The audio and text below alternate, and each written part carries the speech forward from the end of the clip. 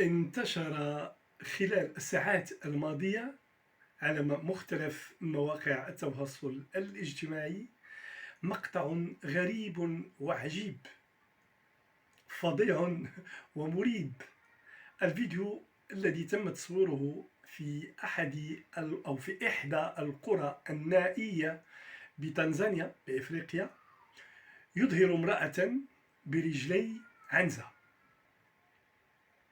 وقد بدا عليها التعب والإرهاق، وحولها تحوط العديد من النساء يحاولن مواساتها والتخفيف عنها من هذا الوباء أو هذا العفريت أو الجن الذي أصابها. طبعا من خلال التعليقات المرافقة لهذا الفيديو الغريب يتضح أن الفتاة تحولت إلى نصف عنزة بعدما قامت بخيانة زوجها. ورغم أن القصة مفبركة وغير حقيقية وتستغل ذكاء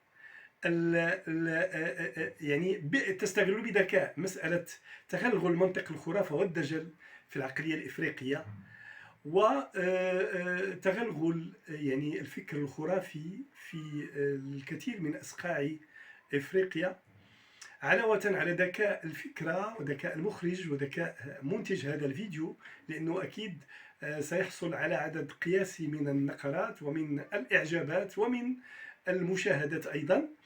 وهذا هو ربما هدف هذا النوع من الأفلام التي يتم إنتاجها من طرف هواة ويعرفون كيف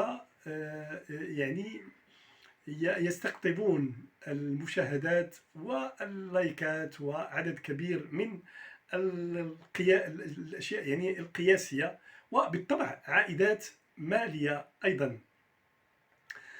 مئات التعاليق المرافقة أو المرفقة مع هذا الفيديو اتسمت في الغالب بالسخرية.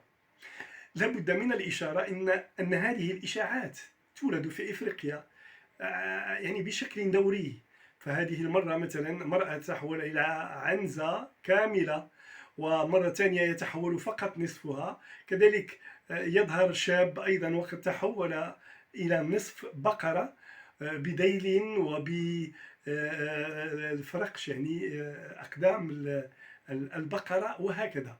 هذا ما يؤكد أن هناك فئة من الشباب الهاوي الذي يعرف من أين تؤكل الكتف، يعرف أن مثل هذه الفيديوهات وإن كانت غير حقيقية، وإنما الناس اللي كيلعبوها وكيشوفوها والناس اللي كيلعبوا أدوارها وكيجسدوها على أرض الواقع بالصورة وبالصوت كيكونوا بسطاء في الغالب، ولكن تبدو عليهم سمة الواقعية والموضوعية.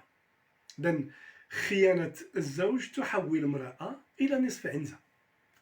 هذا الفيديو موجود على مواقع التواصل الاجتماعي،